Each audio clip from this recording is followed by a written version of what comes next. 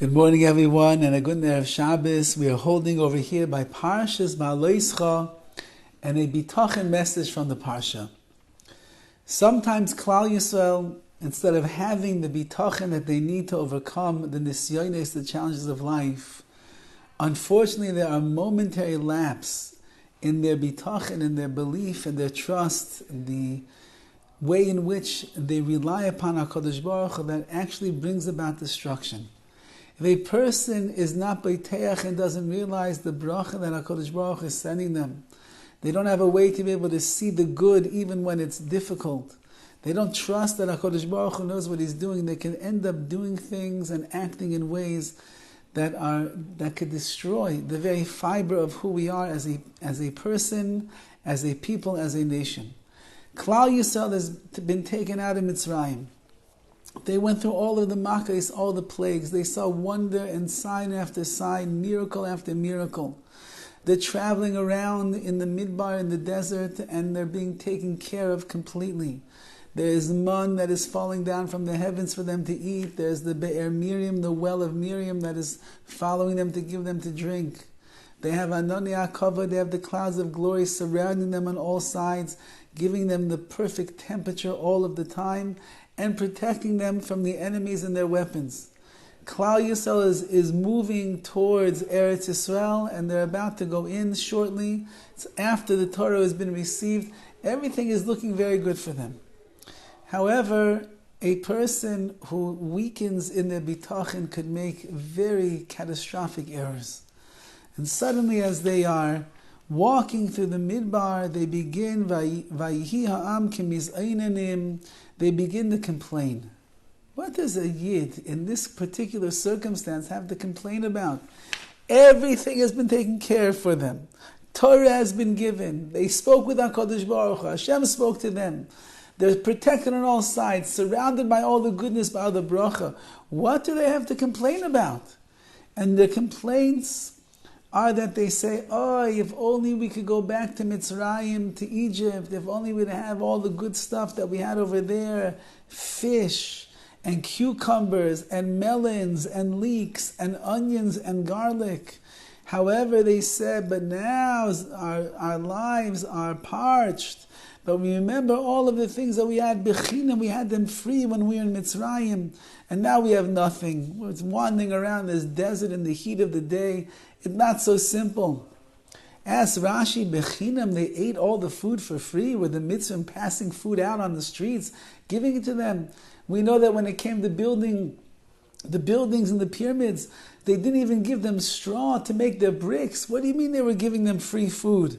So Rashi says, chinam, what does it mean that they were free? It means chinam min ha-mitzvahs. They were not obligated to serve HaKadosh Baruch Hu in mitzvahs and commandments during that time in Egypt.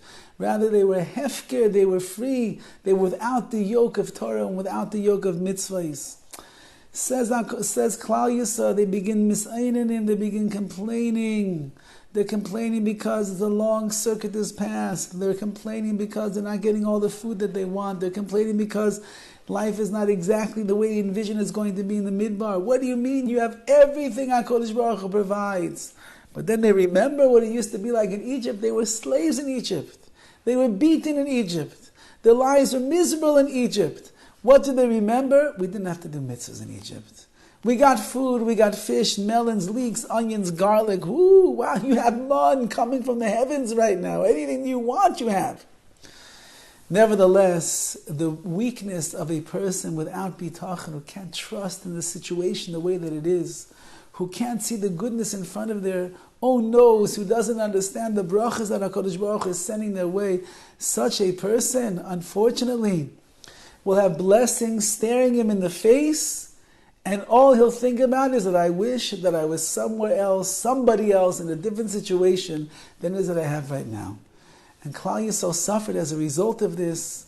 There was death that came upon the Jewish people. There was wrath and anger from HaKadosh Baruch Hu.